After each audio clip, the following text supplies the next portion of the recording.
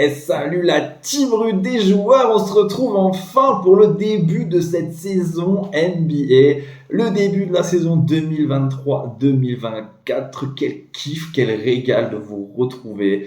Vous allez en manger des vidéos NBA encore une fois cette année. J'espère pour votre plus grand plaisir, du mois d'octobre jusqu'au mois de mai, juin, en fonction des playoffs et en fonction des nombres de matchs que nous aurons à traiter, mais bien évidemment jusqu'à la mi-avril, date à laquelle prendra fin la saison régulière. Je vais vous envoyer trois vidéos par semaine, le lundi, le mercredi et le vendredi. Aujourd'hui, je vais l'envoyer un peu en avance. La saison elle reprendra la nuit de mardi à mercredi. Mais bon, on va partir sur une semaine lambda avec des vidéos lundi, mercredi et vendredi. Et voilà, comme je vous l'ai dit. Pur régal, petite affiche derrière, bien entendu, on a explosé le budget et petite casquette des Lakers de circonstance parce que ce soir il y aura la rencontre d'ouverture entre les Lakers de LA et les Denver Nuggets. Comme d'hab, au préalable, on va choisir le book avec lequel on va partir aujourd'hui. Aujourd'hui, ça va être BetClick qui vous rembourse jusqu'à 100 € en crédit non retirable. Exemple, vous avez l'exemple parfait avec ma fiche sur la partie rédaction dans ce match d'ouverture entre les Denver Nuggets et les Lakers de LA qui se jouera dans le Colorado. Vous l'avez, le détail précisément du bonus avec donc c'est écrit 100 € en crédit non retirable remboursé. Sans plus attendre les amis, go sur ce premier match. La pré-saison NBA s'est achevée récemment. Bon, je sais que vous attendez un peu quelques phrases, quelques mots sur Victor Wembanyama. Ça arrivera dans la vidéo de mercredi que je ferai avec un ami à moi qui est coach de basket et avec qui on essaiera de faire une petite vidéo avec pas mal d'échanges et parler bien entendu du premier match de Victor Wembanyama. N'oubliez pas en plus dans la carte de mercredi à jeudi, juste après la Ligue des Champions, donc nous aurons 11 matchs et là il y aura de quoi dire. Là, seulement 2 matchs, c'est le début de la saison et comme d'habitude en NBA, c'est honneur aux champions en titre, Denver qui a battu le Heat de Miami l'an dernier en finale NBA, vous l'avez suivi en notre compagnie, donc une victoire 4-1.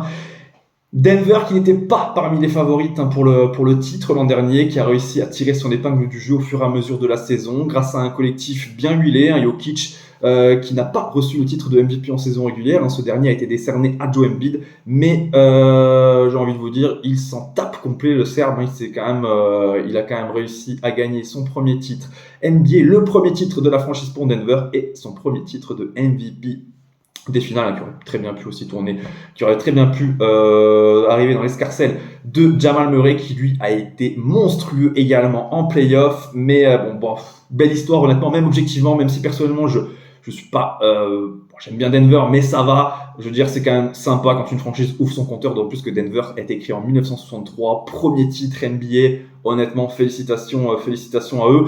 Est-ce qu'ils vont parvenir à garder la couronne? Ça va être un peu plus compliqué. Le titre Larry O'Brien va être vachement disputé cette année, notamment dans la conférence Ouest. On en reparlera plus globalement dans la prochaine vidéo, je pense. Mais bon, à l'Ouest, la concurrence est terrible. Il y a au moins 10-11 équipes qui sont obligées de jouer les playoffs.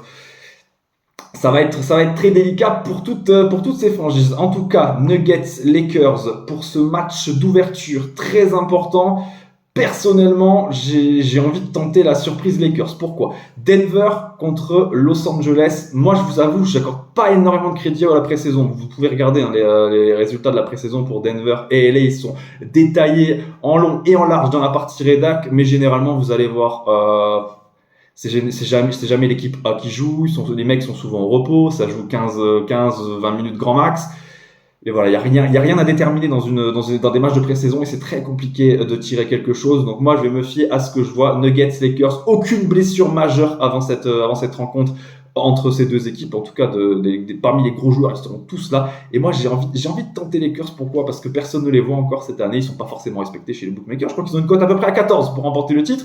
Mais surtout, les Lakers se sont fait humilier l'année dernière en finale de conférence Ouest par Denver. Ils ont perdu 4-0, donc 2 défaites du côté de Denver, 2 défaites dans la Crypto.com Arena du côté de Los Angeles en Californie. Moi, je pense qu'ils vont avoir une belle revanche à prendre. Et comme vous le savez, généralement, les débuts de saison NBA, c'est un peu poussif, c'est un peu timide. Moi, personnellement, je vois quand même Denver faire une grosse saison. Mais là, pour ce premier match, ça risque d'être un peu tendu pour Denver. Parce que moi, je pense que les Lakers, ils vont arriver avec le couteau entre les dents. Honnêtement, il y a pas d'autres termes, il n'y a pas d'autre expression. Les mecs, ils vont être chauds. Ils ont pris un 4-0, ils se sont fait humilier. Vous voyez un peu comment se comporte un mec comme LeBron James. Sérieusement, je pense que il n'y a pas... Pour moi, il va vraiment y aller pour faire mal à Denver, pour envoyer un message à la ligue. Et honnêtement, pour une cote à 2,70, moi personnellement, je trouve qu'elle est magnifique. Une autre cote qui est sympa sur ce match, je trouve. J'ai analysé un peu les perfs joueurs. Bon, c'est très très bas. Jokic 20 points au plus, 1,21. Jamal Murray 1,48, 1,36, 1,37 pour LeBron et Davis. Pour Davis, moi je trouve que le moins de 12,5 rebonds dans cette rencontre est plutôt pas mal. Pourquoi ? Parce que, comme je vous l'ai dit, c'est le début de saison. Peut-être que déjà, il va pas jouer non plus. Ils vont jouer 30 minutes grand max, même les meilleurs. Et Davis, il sort une grosse saison à 12,5 rebonds en moyenne par rencontre. Mais sur les 3 dernières, il avait jamais dépassé les 10 rebonds en moyenne en saison. Et même il y a 2 ans, il tournait à 7,6 rebonds en moyenne par match. C'est pas non plus le gros rebondeur. Bon, là, il est positionné. Il va probablement être calé en tant que pivot face à Denver. Mais je pense pas que le match se jouera là et Davis sera attendu offensivement, bien entendu, pour briller. Donc le moins de 12,5 rebonds pour le deuxième prono de cette rencontre. Nous allons basculer sur la deuxième affiche. La deuxième affiche, et quel régal encore. Généralement, de toute façon, la NBA nous gâte à chaque fois quand il y a la reprise. Là, on va partir sur un Golden State Phoenix. Nous restons donc dans la conférence Ouest. On va pas bouger très loin. On prend la direction de la Californie, donc San Francisco. Ce Golden State Phoenix, c'est quand même magnifique. Golden State champion 2022 en NBA. Voilà, c'est les Curry, c'est les Draymond Green, c'est les Klay Thompson. C'est la meilleure équipe objectivement sur les 10 dernières années en NBA. Et Phoenix, c'est probablement le Big Three le plus chaud de toute la ligue cette année. Honnêtement, je vois pas pire que un niveau en termes d'effectifs sur le 5 de départ. C'est terrible. On va retrouver Kevin Durant, Devin Booker et cette année maintenant Bradley Beal. C'est chaud les amis, c'est chaud, ça va être chaud pour la concurrence. Après, pareil, on en reviendra peut-être un peu plus tard quand on devra parler de Phoenix, mais je pense que défensivement il va y avoir quelques lacunes, un peu à l'image de ce que peut faire Dallas, honnêtement, où il y a beaucoup de stars, beaucoup de gros joueurs. On pense à Doncic et Kyrie Irving, mais défensivement, généralement, c'est un peu boiteux. Et là, j'ai peur que Phoenix, il leur manque 2-3 mecs, d'autant plus qu'il y a certains joueurs très importants qui ont quitté le navire.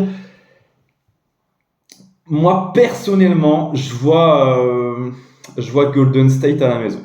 Pourquoi ? Parce que c'est l'année où jamais pour Chris Paul. On va pas se mentir, le mec a 38 ans. Donc il a rejoint Golden State pour aller chercher sa première bague en NBA. Imaginez un mec quand même comme Chris Paul qui a jamais remporté une bague, c'est quand même bien triste. Et ouais, il veut la chercher avec des mecs comme Curry, Thompson, Draymond Green, les Warriors qui eux se sont séparés de Jordan Poole. On le sait, le mec s'était battu, il s'était castagné avec Draymond Green et finalement, Draymond il a eu raison, l'expérience peut-être, il a probablement forcé en interne pour virer Jordan Poole qui lui a pris son envol du côté des Wizards de Washington,